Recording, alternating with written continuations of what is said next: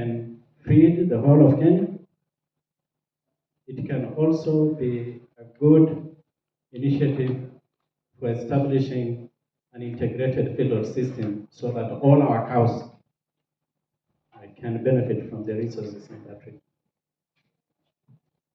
So if you look at Turkana in general, and with all the counties in North Rift, we are sitting on tremendous potential that we don't have to sit here and talk about food security in Kenya. Let me just say two other things before I sit down.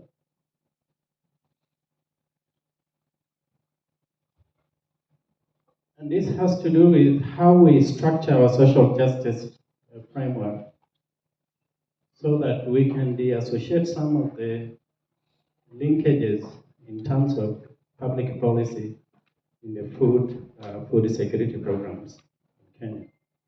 We have very beautiful framework, policy framework that guides the national government and county governments on access to food or right to food. But I have observed two things.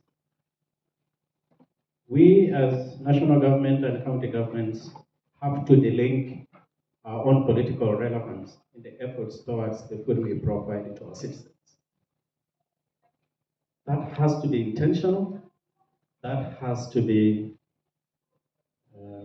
deliberately implemented. And I fall short of that as well. Sometimes I accompany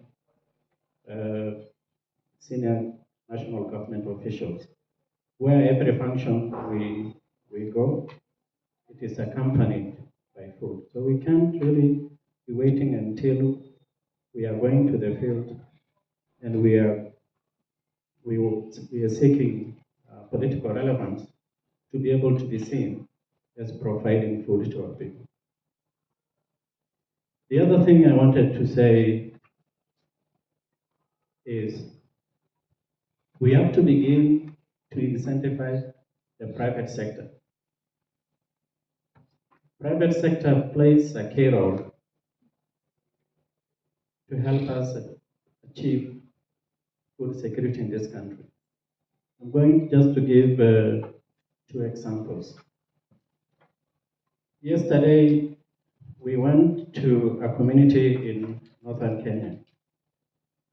USAID, Ujuzi Mashinani, had through Nawiri, had initiated a program on Ujuzi Mashinani.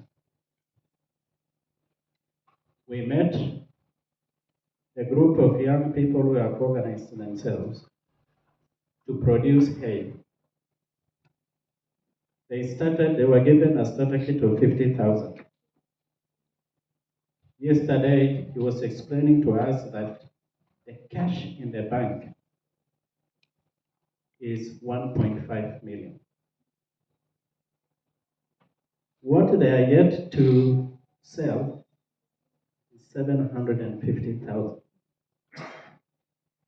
The cash in their box, which they are going to take to the bank today or tomorrow, is 510,000. These are a group of young people who are perceived to be bandits being transformed by this Mashinani program alone. So you can imagine the impact that has. We also got a group of young women who got training in bakery skills. They started 6 months ago. They have a savings of 1.5 million in the bank. We have a group of women who are weaving, and some of them are involved in fishing activity. They talked about 1.7 million in their account. it is possible for us to achieve food security in this country. It is possible for us to get linkages between what we can deliberately do to our communities so that we can transform their lives. In conclusion, I would like to say this. We know that we are living in hard times where we have uncertainties, and we keep hearing about global crisis that impacts what we plan as national governments, county governments, and especially those communities that have felt completely most of their times living outside the periphery of the national life of our country. People are beginning to be conscious about what is happening in the country, and they really want to